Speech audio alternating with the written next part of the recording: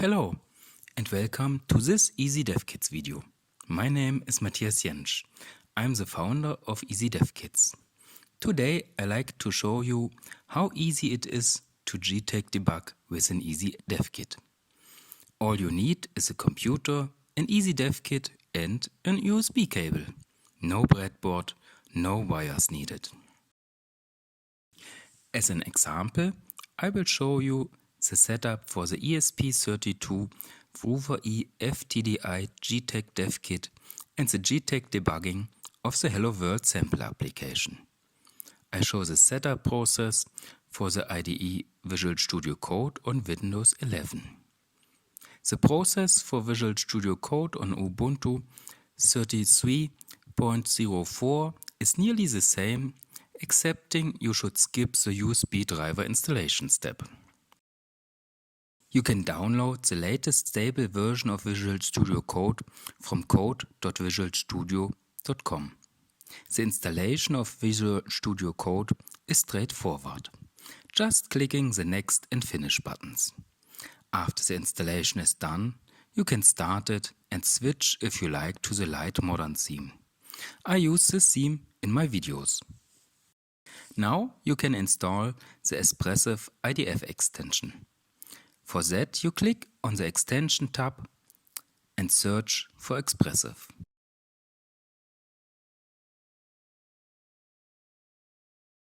You can do the Express installation for version 5.1.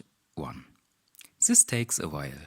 After the extension installation has finished, you can open the Hello World application from the example folder.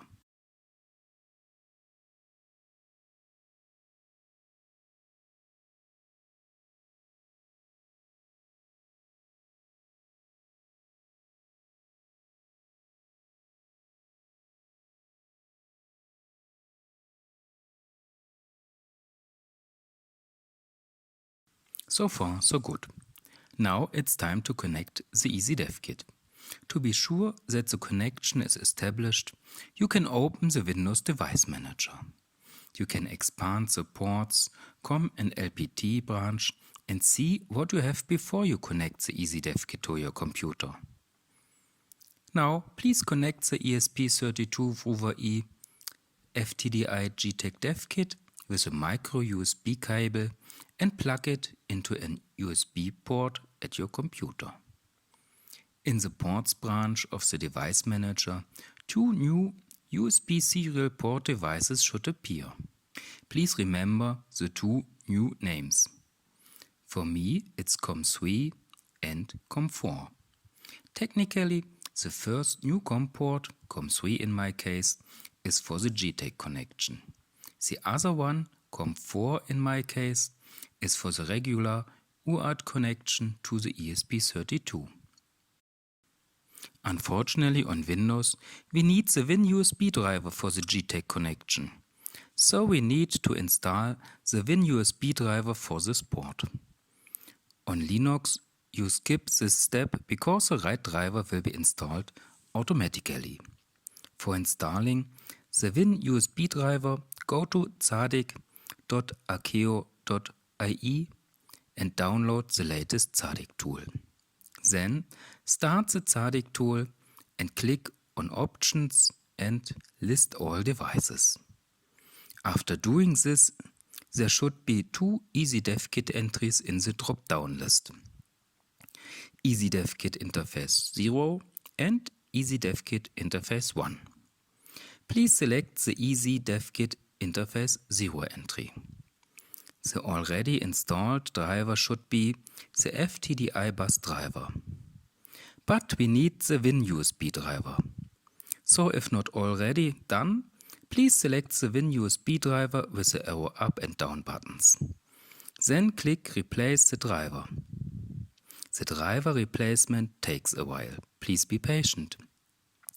Do this driver replacement only for Interface 0. Don't do this for Interface 1.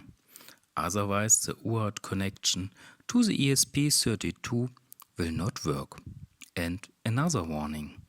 This driver replacement is only for the current USB port. So please plug a EasyDevKit every time into the same USB port.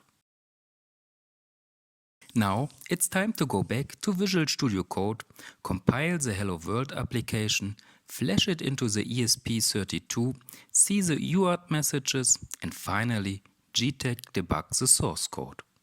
Back in Visual Studio Code, we click at COM1 in the status bar to select the COM port where the ESP32 is connected via UART. That's the second COM port that's new in the device manager. For me, it's COM4. And also confirm the workspace folder. By clicking at the flame icon in the status bar, you can build, flash and monitor the Hello World application. The first build takes a while. After successful build, Visual Studio Code asks about the flash method. Please select UART.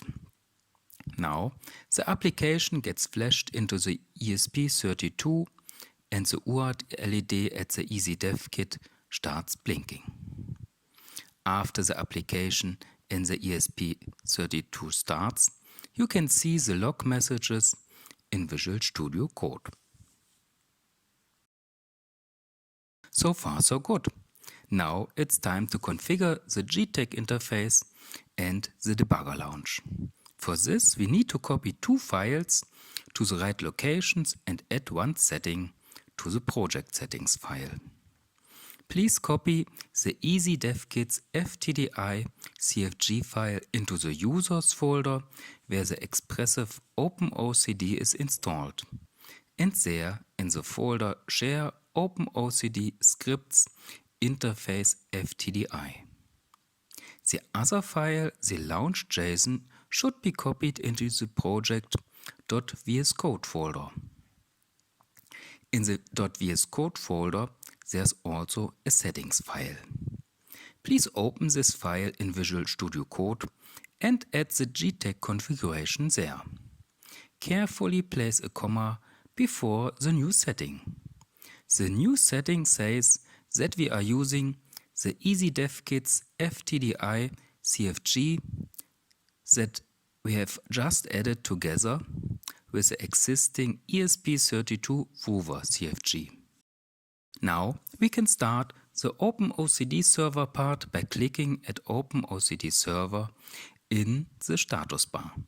The OpenOCD component connects to the EasyDevKit JTAG interface and listens to the GDB debugger.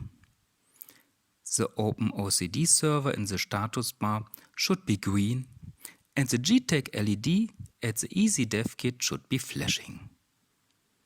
We can now set our first breakpoint at line 17 and go to the Run and Debug tab. There, the GDB configuration is already selected. We just click at the Run button and wait a few seconds until our breakpoint is hit. Congratulations! You are now in debugging mode. You can step through the code via F10 or F11, inspect the variables, or let the program run to the next breakpoint via F5. When you have finished debugging, you can stop the debugger and the OpenOCD server.